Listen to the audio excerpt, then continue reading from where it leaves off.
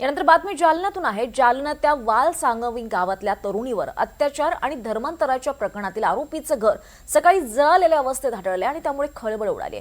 एका अल्पवयीन तरुणीचे अश्लील फोटो काढून तिच्यावर वारंवार अत्याचार करणाऱ्या आणि तिला धर्मांतरासाठी दबाव टाकणारा आरोपी शेख इम्रान शेख हबीब याला बुधवारी अटक केली होती।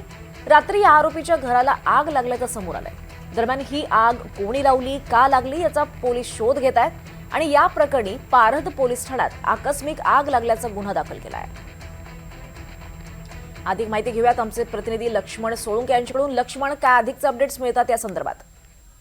दीपाली, आपण जर बघितलं तर पालघर पोलीस स्टेशनच्या हद्दीतील वालसांगी गावात एक धक्कादायक प्रकार समोर आलेला होता। एका अल्पवयीन मुलीला 2016 पासून या ठिकाणी आपण जर बघितलं तर त्या मुलीवर दबाव टाकून तिचे नग्न अवस्थेत फोटो काढून त्या मुलीवर या ठिकाणी लैंगिक अत्याचार करण्यात आलेला होता। आणि आपण जर बघितलं तर हा 10 वर्षापासून लैंगिक अत्याचार केला जात असल्याचा धक्कादायक प्रकार समोर आलेला होता। आणि या प्रकरणी पारध पोलीस स्टेशनमध्ये आरोपी आणि त्याचा भाऊ आणि त्याच्या आई वडिलांविरोधात आपण जर बघितलं तर या ठिकाणी बलात्कार आणि अत्याचार केल्याप्रकरणी या ठिकाणी गुन्हा दाखल करण्यात आलेला होता। त्यात पोक्सोच्या गुन्ह्याची सुद्धा या ठिकाणी समावेश करण्यात आलेला होता।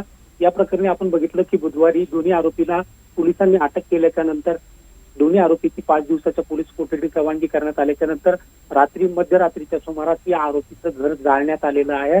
या प्रकरणी आता पोलिसांनी या ठिकाणी पंचनामा सुरू केलेला असून हे घर कुणी जाळलं याचा सुद्धा शोध घेतला जात आहे। दरम्यान आपण जर बघितलं तर आज या ठिकाणी 7 वाजता गावातील जे समाज आहे, हिंदू समाज आहे, यांनी सुद्धा गावात मोर्चा काढून या ठिकाणी एकत्रित येऊन 9 वाजता या ठिकाणी मोर्चा काढलेला आहे। आणि या प्रकरणी आता हे घर कुणी जाळलं याचा शोध पोलीस घेत आहेत। दरम्यान हिंदू संघटनेच्या वतीने आरोपीवर कठोर कारवाई करण्यात यावी अशी सुद्धा मागणी केली जात आहे। या संपूर्ण प्रकरणानंतर आपण जर बघितलं गावात आता तणावाचं वातावरण आहे आणि पारध पोलिसांचा पोलीस बंदोबस्त सुद्धा या ठिकाणी तैनात करण्यात आलेला आहे। या संदर्भातले अपडेट्स घेत राहू। तुर्तास धन्यवाद सविस्तर माहितीसाठी। तर जालन्यातल्या या वाल सांगवी गावातल्या तरुणीवर अत्याचार आणि धर्मांतराच्या प्रकरणातील आरोपींना कठोर शिक्षा करावी या मागणीसाठी हिंदू संघटनांच्या वतीनं गावात शांततेत मूक मोर्चा देखील काढण्यात आलाय। यावेळी हिंदू संघटनांच्या कार्यकर्त्यांनी गावातल्या प्रत्येक गल्लीत फिरून हा मोर्चा काढलाय। या मोर्चावेळी मोठ्या प्रमाणात वाल सांगवी गावात मोठा पोलीस बंदोबस्तही लावण्यात आला होता। दरम्यान हिंदू संघटनांच्या वतीनं या प्रकरणातील सर्व आरोपींना अटक करण्याची मागणी देखील करण्यात आली आहे।